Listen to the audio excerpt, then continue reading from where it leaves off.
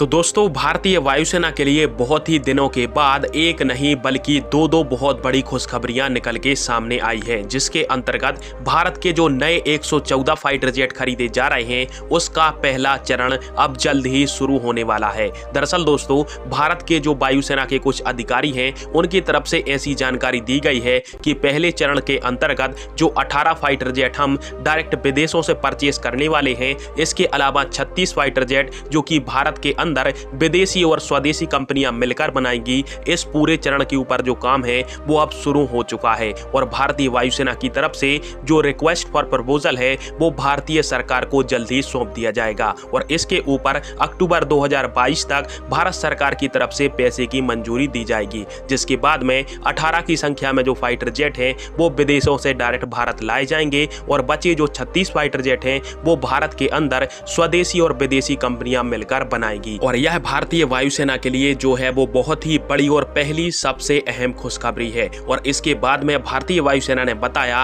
कि इसका जो फेज 2 है अपने MRFA प्रोजेक्ट का, जिसके अंतर्गत 60 फाइटर जेटों को भारत की प्राइवेट सेक्टर की कंपनियां बनाकर तैयार करेंगी, उस पर अभी विचार चल रहा है और इसको आने में 6 से 7 साल का समय और लगेगा। और दोस्तों, यह जो खबर है वो भारत के लिए बहुत ही अच्छी है। अब आप सभी कहोगे कि 6 से 7 साल लगेंगे और इसके बाद हमको 60 फाइटर जेट मिलेंगे, तो यह वायुसेना के लिए अच्छी खबर कैसे हुई। दरअसल आज से कुछ दिन पहले मैंने आपको वीडियो बनाकर बताया था कि फ्रांस की कंपनी डसॉल्ट एविएशन की तरफ से राफेल का अब तक का सबसे एडवांस वेरिएंट राफेल F5 बनाया जा रहा है और आने वाले फेज 2 के अंतर्गत जो कि MRFA प्रोजेक्ट का होगा, उसके अंतर्गत यह जो फाइटर जेट है वो भारत की वायुसेना को मिल सकता है। और मैंने आपको यह भी बताया था यह फाइटर जेट इतना ताकतवर है, यदि भारतीय वायुसेना में 60 की संख्या में यदि राफेल F5 भारतीय वायुसेना को मिल गया तो चीन और पाकिस्तान को भारत की वायुसेना ही अकेले उधेड़ कर रख देगी। थल सेना और जल सेना की भारत को किसी भी प्रकार की आवश्यकता नहीं पड़ेगी। तो इससे आप सभी समझ ही सकते हो कि राफेल का F5 वेरिएंट प्रेजेंट टाइम में कितना पावरफुल होगा।